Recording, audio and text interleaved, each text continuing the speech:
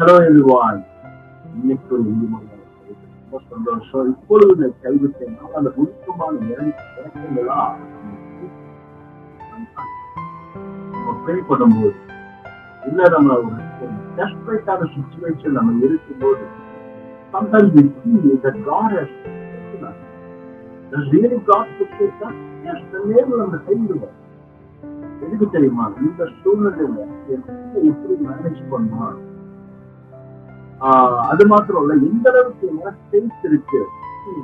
எல்லாம் பாசிட்டிவா இருக்கும்போது say that we love God, we have faith in God சொல்றது ரொம்ப ஈஸி.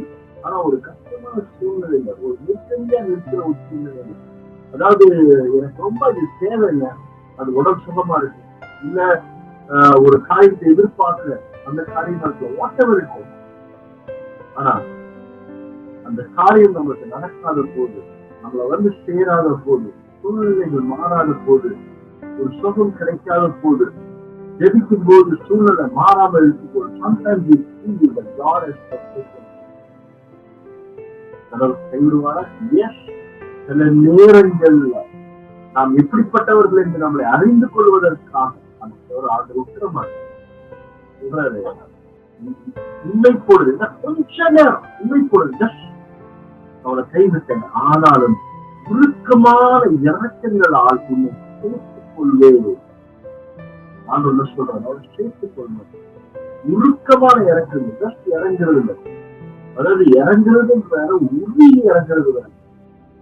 ஒரு எக்ஸாம்பிள் சொல்லணும், இப்போ நம்ம ஒரு கஷ்டப்பட ஒரு இறக்கம் அது வேற. உருக்கமா இறங்குறதுன்னா, அதாவது அவங்க படுற கஷ்டத்தை நாம ஃபீல் பண்ணி அழுது அவங்கள அடுத்த லெவலுக்கு கொண்டு போறது, அதான் அந்த உருக்கமான இறக்கம் சொல்றாரு.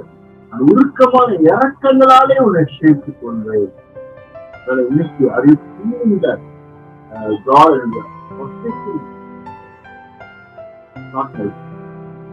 உருக்கமான இறக்கத்தாலே கண்டிப்பா இருக்கும்.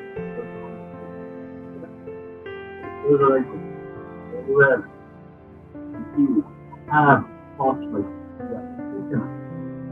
Father, you are promising us this morning.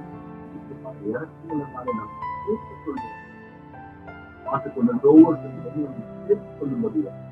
நீ எப்பொழுது